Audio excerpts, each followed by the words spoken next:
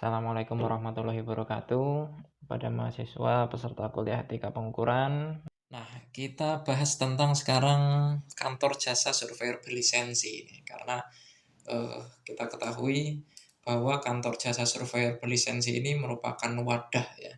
Jadi sekarang ini wadah yang menaungi para surveyor kadastral dan asisten surveyor kadastral ya di wilayah kerja masing-masing. Di sini saya tuliskan ya. Jadi dalam Permen ATR BPN nomor 9 tahun 2021, KJSB ini ada dua ternyata ya, ada KJSB perseorangan dan KJSB persekutuan ya, atau firma. Ya. Oke, apa sih bedanya KJSB perseorangan dan KJSB persekutuan? Nah, ini bedanya. Ya di sebelah kanan ya. Jadi KJSB perseorangan itu didirikan oleh seorang ya, satu orang surveyor kadastral yang sekaligus bertindak sebagai pemimpin dan beranggotakan paling sedikit satu orang asisten surveyor kadastral. Jadi perseorangan ya, kalau sifatnya perseorangan dia minimal satu surveyor kadastral sebagai pimpinan dan satu orang sebagai ya asisten surveyor kadastral gitu. Ya, jadi dua orang ya, satu SK satu ASK. Nah kalau sekarang KJSB anggotanya banyak nih, jadi nggak cuma satu SK dan satu ASK ya, melainkan banyak sekarang karena memang diarahkan untuk wadah ya, KJSB ini sebagai wadahnya. Yang berikutnya ada KJSB persekutuan. Nah ini kalau KJSB persekutuan ini didirikan paling sedikit oleh dua orang surveyor kadastral ya. Ya misalnya namanya ini, jadi kalau persekutuan tuh identitasnya misal KJSB Virgus dan rekan ya, jadi dan rekan itu yang sifatnya persekutuan karena ada dua orang surveyor kadastral dan satu sebagai pimpinan dan satu sebagai sekutu ya, satu sebagai sekutu, satu sebagai pimpinan rekan ya.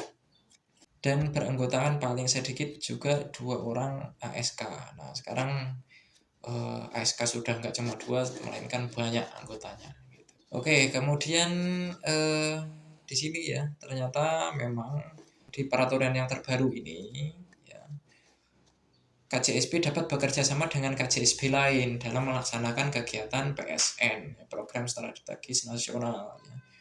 Untuk PTSL, untuk redistribusi tanah, untuk pengadaan tanah, ya, pembebasan lahan dan sebagainya ya, yang memang program strategis nasional ya, jadi boleh memang bekerja sama ya. Kalau sekarang memang ada izinnya, kalau dulu kesannya masih sembunyi-sembunyi ya, jadi KJSB pinjam-pinjam lisensi sana sini ya, sekarang udah terbuka bahwa semua KJSB boleh saling bekerja sama ya.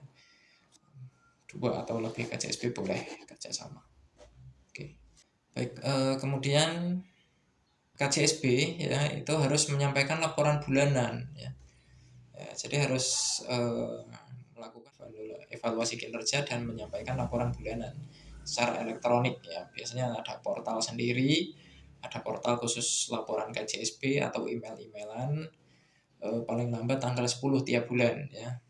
Jadi 1 bulan kerja, kemudian harus menyampaikan laporan dalam kerja 1 bulan itu maksimal di tanggal 10 di bulan berikutnya. Nah ini laporannya disampaikan kepada Kakanwil yang merupakan wilayah kerja. Kemudian ditembuskan kepada pejabat pimpinan tinggi pratama yang membidangi surveyor berlisensi. Ya kalau surveyor berlisensi di Sumsel ini pimpinan tinggi pratamanya ini kepala bidang survei pemetaan ruang. Kemudian kantor jasa surveyor berlisensi wajib mempunyai kantor di dalam wilayah kerjanya. Ya harus ada memang kantor bangunannya ya, entah itu rumah atau kontrakan dan sebagainya, itu harus intinya harus punya kantor ya, seperti notaris PPAP itu juga punya kantor ya. Nah jadi nanti di kantornya ini ya harus ada alamat ya, jadi harus melaporkan alamat KJSB-nya juga ya. KJSB dapat mempunyai kantor cabang di kabupaten atau kota lain dalam wilayah kerja ya. Jadi KJSB yang 4 itu tempat KJSP boleh buka cabang di daerah lain ya, karena memang kantor cabang ini ditujukan untuk lebih mengakomodir ya, persebaran surveyor berlisensi, kemudian bisa juga dalam perluasan wilayah kerja aksesnya itu. Oke, jadi bisa punya kantor cabang. Kemudian perubahan alamat atau domisili dari KJSP ini harus dilaporkan ya, kepada kementerian ya. Yang melaporkan adalah pemimpin KJSP-nya. Kemudian lingkup dan hasil pekerjaan ya. Jadi intinya dalam melaksanakan pekerjaan ya, jadi harus ada yang memang dipersiapkan gitu ya. Sebelum melaksanakan pekerjaan ya di bidang survei dan pemetaan, KJSP wajib mendapatkan surat izin kerja dari menteri atau pejabat yang ditunjuk. Ya, jadi ada surat izin kerja atau surat perintah kerja. Ya. Karena ini biasanya juga supaya dapat pekerjaan itu ada skema lelang ya, skema lelang dan sebagainya. Jadi apabila nanti sudah disetujui ya pemenangnya, kemudian ada tanda tangan ya, kesepakatan kerja, kemudian izin kerjanya. Oke. Intinya surat izin kerja ini penting. Kemudian setelah izin kerja diperoleh, maka pemimpin KJSP ya, ini mengajukan permohonan tertulis pada menteri atau pejabat yang ditunjuk dengan melampirkan ya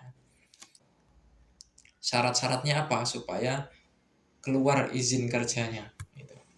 Nah ini di slide berikutnya bisa dilihat ada harus melampirkan akta pendirian atau perjanjian pendirian KJSP yang dibuat oleh dan di hadapan notaris ya. Dari aspek hukumnya nih ya, legalitasnya itu dari notaris. Oke, kemudian nomor induk berusaha ya. Jadi ada NIB-nya juga lah istilahnya ya, nomor induk berusahanya untuk KJSP. Kemudian ada fotokopi KTP pemimpin KJSP ya, dan atau rekannya. Jadi kalau dia KJSP perorangan dia KTP pimpinannya aja. Tapi kalau KJSP persekutuan itu harus ada yang pimpinannya dan juga yang rekan sekutunya. Jadi 2 KTP-nya. Oke, itu bedanya ya. Kemudian fotokopi NPWP pemimpin KJSP dan atau rekannya. Nah, jadi kalau NPWP biasanya kalau dia rekan persekutuan tetap satu ya, tetap satu NPWP-nya. Ya, baik yang pimpinan maupun rekannya. Kalau di KJSP persekutuan itu intinya satu nama dan satu identitas, kemudian satu NPWP ya, nomor penerima wajib pajak ya. Kemudian fotokopi NPWP KJSP ya, jadi NPWP KJSP-nya ini dilampirkan juga ya. Jadi KJSP itu dia sebagai badan hukum atau badan usaha. KJSP sebagai badan usaha juga wajib mempunyai NPWP, itu harus punya NPWP sendiri. Nah, kemudian harus menyampaikan daftar anggota KJSP, ya, daftar anggota. Intinya di sini anggota yang memang mengikuti pekerjaan tersebut, gitu, supaya dapat izin kerja. Kemudian fotokopi kartu lisensi surveyor berlisensi anggota KJSP. Ya, intinya adalah kartu lisensinya. Ini harus dilaporkan ya semua anggota KJSP-nya. Kemudian fotokopi KTP surveyor berlisensi anggota KJSP ya, semua fotokopi KTP anggotanya dikumpulkan ya. Kemudian untuk lampiran untuk izin kerja. Kemudian daftar peralatan survei dan pemetaan milik KJSP. Nah, ini daftar peralatannya juga harus inventaris dan juga harus dilaporkan ya, untuk mendapatkan izin kerja. Oke, punya theodolit, punya GPS geodetik, punya total station ya misalnya, ya, itu harus dilaporkan. Ya, kadang kalau KJSP itu peralatannya kurang, ya itu biasanya sewa ya, atau pinjam dari KJSP lain, sewa dari perusahaan lain gitu. Ya, Ya, jadi supaya nanti ketika verifikasi dokumen ya barang itu ada dan lengkap gitu. Kemudian surat rekomendasi dari kantor wilayah dan asosiasi profesi ya. Jadi ada rekomendasi dari Kanwil dan asosiasi profesi. Oke, dari Maski ya sekarang itu. Kemudian bukti pembayaran tarif PNBP ya. Jadi ini bukti-bukti kalau memang dia bukti pembayaran kalau memang sudah benar berdiri KJSB-nya. Ya, kemudian ada administrasi lainnya yang sifatnya penerimaan negara bukan pajak. Ya. Kemudian pernyataan bahwa seluruh dokumen yang disampaikan adalah benar dan sesuai dengan aslinya. Ya, jadi harus bikin pernyataan bahwa dokumen dan semuanya yang disampaikan itu harus yang benar dan sesuai dengan aslinya.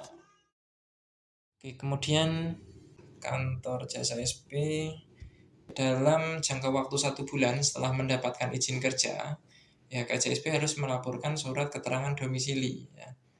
Ya, dalam waktu 1 bulan setelah mendapatkan izin kerja itu harus lapor, ya di mana base camp-nya, ya di mana kantornya, ya atau domisilinya. Ya.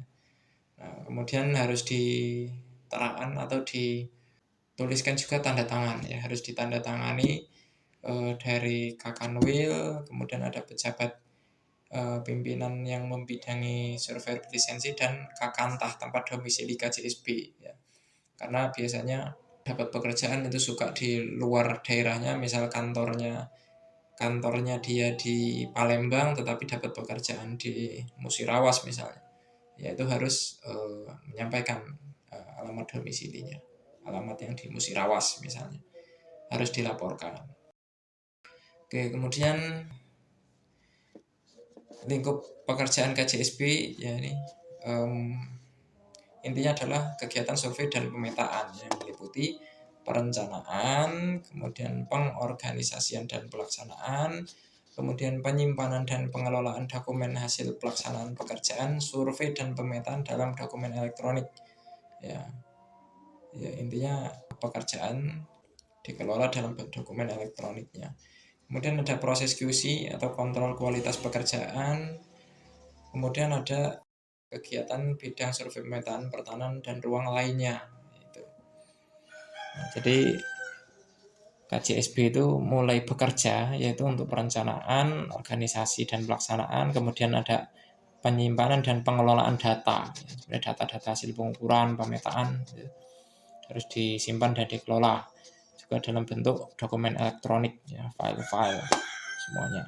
Kemudian harus dari data hasil pengukuran, kemudian data-data yuridis lainnya itu harus ada kontrol kualitas, ya, harus di QC. Oke, semakin untuk menjaga keakurasian data. Ya. Kemudian kegiatan bidang survei pemetaan pertahanan lainnya ini contohnya ya seperti redistribusi tanah, pengadaan tanah, ya, atau kegiatan survei pemetaan lainnya, intinya yang berhubungan dengan pertanahan. Ada juga sekarang pengukuran pemetaan batas kawasan hutan. Ya. Untuk pemetaan batas kawasan hutan itu juga wewenang BPN. Ya karena kalau bukan wewenang BPN nanti nggak tahu sertifikat yang berbatasan dengan kawasan hutan itu sudah ada atau belum, ya, sudah terbit sertifikat apa belum, atau adakah sertifikat yang masuk ke dalam kawasan hutan misalnya. Nah, intinya itu termasuk juga lingkup pekerjaan KJSB untuk kawasan hutan. Kemudian kantor jasa survei lisensi kegiatannya ya, artinya dari lingkup ini tadi, dari lingkup perencanaan, pengorganisasian, pelaksanaan semuanya ini dalam rangka pendaftaran tanah untuk pertama kali, pemeliharaan data pendaftaran tanah, pengadaan tanah, dan layanan kegiatan pertahanan ruang lainnya. Oke, seperti yang sudah dijelaskan di semester sebelumnya ya barangkali. Ini pendaftaran tanah pertama kali ini apabila memang tanah belum pernah terbit sertifikat sama sekali ya. Kemudian untuk pemeliharaan data pendaftaran tanah ya ini apabila memang ada bidang tanah yang akan dipecah, digabung karena jual beli, kemudian ada yang hibah wakaf, kemudian ada tanah yang hilang misalnya, atau ada rekonstruksi batas bidang tanah. Pengadaan tanah ini untuk proyek misalnya, untuk pembangunan apa ya, jadi harus dibebaskan, makanya diadakan pengadaan tanah. Kemudian kegiatan lainnya ya. Nah, kegiatan-kegiatan tersebut dilaksanakan oleh KJSP sesuai dengan wilayah kerjanya. Oke. Ini sekarang untuk kegiatan-kegiatan ini memang diusahakan harus sesuai ya dengan wilayah kerja dari KJSP. Oke, kemudian slide terakhir habis. Terima kasih atas perhatiannya. Wabillahi taufiq wal hidayah. Wassalamualaikum warahmatullahi wabarakatuh.